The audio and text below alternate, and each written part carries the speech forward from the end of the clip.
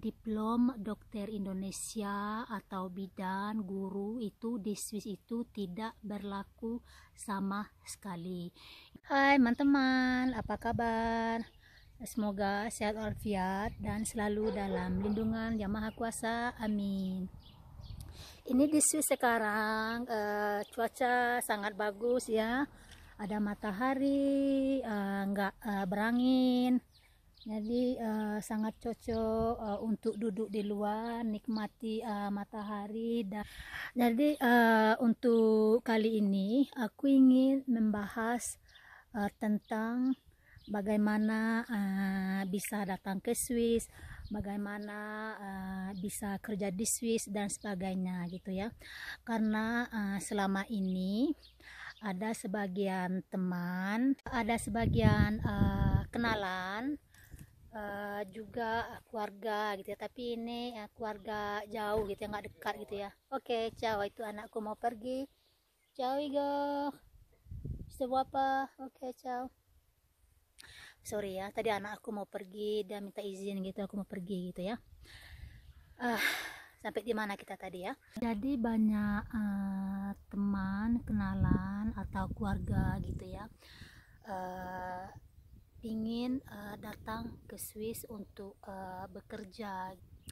Sebenarnya untuk jawab pertanyaan ini nggak gampang gitu ya, nggak mudah gitu ya, karena tapi aku mengerti gitu ya. Aku mengerti gitu kenapa ada sebagian teman nanya gitu ya, apa ada lowongan kerja di situ di Swiss, mau pergi di Swiss gitu ya. Karena mereka itu belum tahu gimana di sini gitu ya. Jadi karena aku udah sudah 17 tahun di sini, jadi banyak sedikitnya aku udah mengerti gitu ya, udah tahu gitu. Makanya aku ingin menjelaskan semuanya sepengetahuan aku gitu ya. Inilah aku datang ke Swiss ini.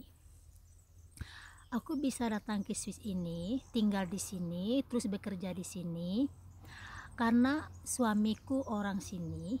Aku menikah dengan orang Swiss, makanya aku bisa di sini dan dikasih izin tinggal dan bisa bekerja gitu ya. Kalau aku nggak menikah dengan orang Swiss ya, atau orang Eropa lainnya yang tinggal di Swiss, aku yakin kalau aku itu bakalan nggak bisa datang kemari gitu ya. Karena datang ke Swiss itu bukan satu hal yang mudah, bukan seperti kita mau pergi ke Jakarta gitu ya. Ini mau pergi ke Jakarta aja, dari Sumatera ke Jakarta itu aja tidak mudah gitu ya. Tidak mudah, itu harus ke Bengkulu, naik bus dulu ke Bengkulu atau ke Padang dulu gitu ya, baru naik pesawat gitu ya, dan segala macam. Apalagi ini kita mau ke Swiss. Itu kalau mau datang ke Swiss itu ya, kalau pergi melancong ya turis, aku rasa itu bisa, nggak masalah gitu ya, untuk 1 bulan gitu ya, atau 2 bulan, nggak tahu aku. Itu visa turis itu 3 bulan gitu ya, dan itu pun harus visa Schengen gitu ya, bukan visa untuk ke Swiss aja gitu ya. Kalau ngurus visa untuk datang ke Swiss aja aku rasa itu lebih sulit, tapi kalau visa untuk Schengen gitu jadi lebih murah gitu ya, lebih mudah. Jadi dengan visa Schengen itu kita bisa pergi kemana-mana gitu ya, ke Spanyol, Italia, Swiss ya, pokoknya European Union gitu ya. Di Swiss itu memang pekerjaan banyak, dan saingan pun sangat ketat gitu ya. Karena saingan itu orang dari negara tetangga punya bekerja di sini, seperti orang Jerman, orang Prancis, terus orang Itali, orang Spanyol, dan orang Portugis. Di situ orang-orang sana itu banyak transmigrasi di sini cari kerjaan gitu. Bagi orang itu pun nggak sulit. Habis itu orang itu pun punya kualifikasi gitu ya, yang cukup bagus gitu ya, aman gitu ya, seperti insinyur atau ya seperti itulah contohnya ya. Atau mereka itu punya apa namanya, di ahli di bidang sesuatu di industri gitu ya. Banyak orang-orang yang mau datang ke Swiss gitu ya. Siapa yang nggak mau datang ke Swiss ya, karena di sini lowongan kerjaan banyak, negara maju, standar hidup pun sangat tinggi, dan gaji pun sangat besar gitu ya. Jangankan orang kita yang pingin ke Swiss gitu ya, orang-orang Eropa ini banyak kok yang datang ke Swiss gitu ya, apalagi orang-orang dari Eropa Timur ya, seperti dari Bulgaria, Slovenia dan segalanya gitu ya. Untuk orang itu pun datang ke situ nggak mudah gitu ya. Pertama harus ada kerjaan gitu ya. Kalau nggak ada kerjaan mau tinggal di mana, biaya mau nyewa apartemen pun mahal, untuk bayar asuransi pun sangat mahal gitu ya. Sebelum datang ke Swiss itu, kita itu udah harus ditentukan dapat kerjaan, udah ada kerjaan dulu gitu ya. Dan untuk sekarang ini datang ke Swiss itu tidak seperti semasa aku datang ke sini ya 17 tahun yang lalu atau 20 tahun yang lalu ya. Kalau dulu itu mungkin datang ke sini ini prosesnya lebih mudah gitu ya, mau buat visa pun nggak repot-repot dan makan waktu yang lama gitu ya, karena waktu itu mungkin sistem politik pun di Swiss itu politik sosial gitu ya, lebih apa di sini lebih kuat gitu ya, tidak seperti sekarang ini. Di Swiss ini sekarang yang menguasai Swiss itu sekarang itu parti politik kanan gitu ya, liberal, radikal. Pas aku malas ngomong soal politik ya, karena aku ngerti tentang itu ya, kadang aku tahu itu cuma sedikit melihat TV gitu ya. Dan apalagi apa namanya, banyak pengungsi juga ya, pengungsi, korban-korban dari perang itu yang dari Afrika Utara. Orang Afrika pun banyak datang ke sini gitu ya. Itu aja orang-orang pengungsi itu sebagian aja itu nggak bisa tinggal di sini gitu ya, dikembalikan lagi dari Italia gitu ya, karena orang itu datang dari Italia, jadi di sini mau masuk gitu ya, itu aja nggak dikasih gitu ya, dikirim balik gitu ya. Karena menurut aku untuk menerima pengungsi itu di Swiss itu membutuhkan biaya yang sangat banyak gitu, jadi prosedurnya pun sangat sulit gitu ya. Mungkin prosesnya itu nggak sama dengan di negara-negara lain ya. Aku nggak tahu, aku cuma tahu sedikit aja gimana gitu ya. Jadi untuk datang ke Swiss mau bekerja itu bisa sih bisa, kecuali kalau teman kita itu atau keluarga kita itu punya usaha gitu ya, atau kalau mereka itu punya pekerjaan dan mereka itu bisa ngomong sama bosnya gitu ya. Kalau bisa membawa keluarga segala macam itu tidak mudah gitu ya. Itu sesuatu yang sangat sulit dan tanggung jawabnya itu pun besar gitu ya. Jarang itu ya, nggak ada itu, sepengetahuan aku itu nggak ada. Aku tahu kalau ada apa namanya itu, bos-bos perusahaan itu mau membawa langsung orang dari negara kita tanpa apa namanya, tanpa izin gitu ya, tinggal atau permit gitu ya. Memang di Swiss ini yang selalu dibutuhkan, yang sering dicari-cari itu orang-orang di bagian medikal gitu ya, seperti bidan gitu ya, suster atau dokter. Tapi itu diplom dokter Indonesia atau bidan, guru itu di Swiss itu tidak berlaku sama sekali. Itu pengetahuan aku gitu ya. Kalau bisa sih bisa, cuman itu harus disah atau divalidisasi lagi ya, harus belajar bahasa Prancis intensif sampai bisa gitu ya. Terus kemudian lanjut lagi seperti mahasiswa yang lain gitu ya, jadi berarti itu dari nol gitu ya. Belajar dari nol itu juga bukan hal yang mudah ya, karena butuh waktu, tenaga, dan juga tentunya butuh biaya juga dan semangat gitu ya, karena itu biayanya bukan sedikit. Tapi kalau ada yang mensponsori kita ya kenapa tidak gitu ya. Jadi kira-kira seperti itulah ya. Aku tahu itu karena aku punya teman ya. Teman aku ini dia dari Amerika Latin.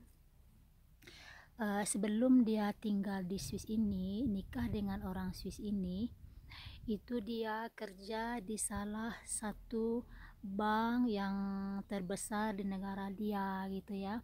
Dan sekarang setelah dia tinggal di Swiss itu diplomnya itu tidak bisa dipakai sama sekali gitu ya. Pernah dia coba gitu, jadi seperti yang aku jelaskan tadi gitu ya, dia harus sekolah lagi dan segala macam gitu ya, jadi tidak bisa mempraktikkan kerjaan dia yang dulu ya, kerja di bank gitu ya, dan sekarang dia kerja di salah satu kasir minimarket di sini gitu ya. Dan aku ada juga teman gitu ya, itu teman sekolah aku 3 bulan yang lalu gitu ya, dia dari Brazil. Itu dia pengacara. Sekarang dia nikah sama orang Swiss dan tinggal di Swiss. Itu diplomnya juga nggak bisa berlaku gitu ya, dia itu harus validasi lagi ya. Ya itulah ya. Inilah aku udah kayak keluarga aku aja gitu ya, adik-adik aku ya. Aku itu udah coba bawa adik itu ke Swiss itu ya. Semua surat-surat udah aku urus, udah menghabisi uang juga sekian gitu ya. Ternyata itu visanya nggak jebol, padahal persyaratannya udah kita lengkapi ya, seperti surat undangan udah kita kirim, terus ada juga memberi bukti tabungan kita itu minimum 30.000 franc, dan itu pun udah kita kasih lebih dari itu, tapi tetap aja visanya tidak jebol karena ada kesalahan teknik sedikit, tapi itu nggak terlalu berat gitu ya, nggak terlalu masalah. Jadi kalau mau diulangi lagi untuk ngurus visa adik aku itu, aku harus minta izin di kantor apa namanya itu ya, untuk orang asing gitu di Bern. Jadi aku harus bayar lagi 200 franc, dan itu pun belum tentu jebol atau tidak, tapi harus bayar gitu ya. Dan waktu ngurus visa adik aku kemarin itu pun aku harus bayar asuransi gitu ya, asuransi kesehatan ya. Itu uang hilang begitu saja ya, tapi ya udahlah nggak apa-apa ya, mudah-mudahan untuk yang akan datang aku bisa bawa adik aku di sini liburan gitu ya. Terus ada juga teman-teman tanya apa bisa kerja seperti RT itu di Swiss ya. Aku jelaskan ya. Di Swiss ini tidak ada yang namanya RT atau pembantu. Aku lihat di desa aku ini, sekaya apapun orang, aku ada kenal orang yang sangat kaya raya di sini. Dia itu bukan saja milioner, tapi multi milioner. Itu di rumahnya ya, memang itu bapak itu udah berumur ya. Ibu itu juga, itu di rumahnya itu dia tidak punya pembantu atau semuanya diurus sama dia. Yang ada itu cuma 2 kali seminggu ada orang datang di rumah dia itu untuk sekedar membersih rumah dia itu, terus membersih rumah, bantu nyuci tapi nggak setrika gitu ya. bersih kaca gitu. Jadi itu aja. Dan orang yang cleaning service itu datang nggak tinggal di rumah dia ya, itu ibaratnya kerja sampingan gitu ya, bukan kerja apa namanya tetap gitu ya. Dan gaji pembantu di Swiss itu bukan pembantu, nggak ada namanya pembantu di Swiss itu. Yang namanya pembantu atau kuli, tukang WC, ini segala macam, itu di Swiss itu nggak ada, kata-kata itu nggak ada, nggak boleh gitu ya. Jadi asisten rumah tangga ya, asisten rumah tangga memang gaji cleaning service ya, itu per jamnya di Swiss ini per jam gitu ya, itu 440.000. Dan orang itu datang ke rumah 2 kali seminggu untuk 3 jam atau 4 jam gitu. Terus apa lagi ya, jadi aku harap sama teman-teman, semoga penjelasan aku ini lebih memahami atau lebih mengerti. Dan aku harap jangan pernah bertanya lagi gimana mau ke Swiss, aku mau kerja dan segala macam gitu ya. Memangnya aku ini orang kaya atau apa? Kalau aku punya usaha gitu ya, punya usaha entah restoran, mungkin ya bisa aku bawa gitu ya. Ini aku cuma sebagai karyawan biasa gitu ya di salah satu perusahaan. Memang bos aku itu dia baik sama aku, apalagi itu istrinya ya, sangat baik. Kadang aku itu berpikir gitu ya, ingin membawa adik untuk kerja, dan aku minta izin sama bos aku itu kalau dia mau menjamin gitu ya. Tapi kayaknya itu sesuatu yang sangat berat gitu ya, karena mana adekku nggak bisa bahasa Prancis, dan kerja di Swiss pun sangat strict ya, bukan bisa merokok, ngobrol santai terus aku demam, sakit kepala, aku nggak kerja, itu nggak bisa. Karena di sini ini terlalu sangat disiplin gitu ya.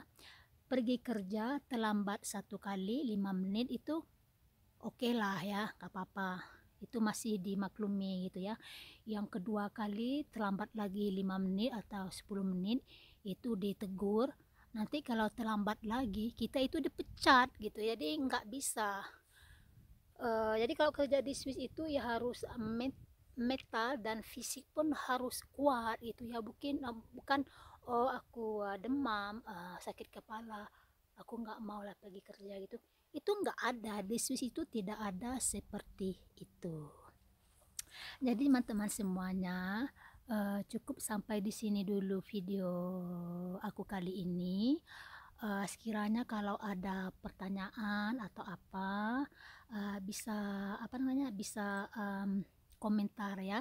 Jadi aku jawab sebisa aku, setahu aku gitu ya. Oke, sampai di sini dulu. Terima kasih. Jangan lupa subscribe, komen, dan share. Oke, au revoir, bye bye, à bientôt, bye bye.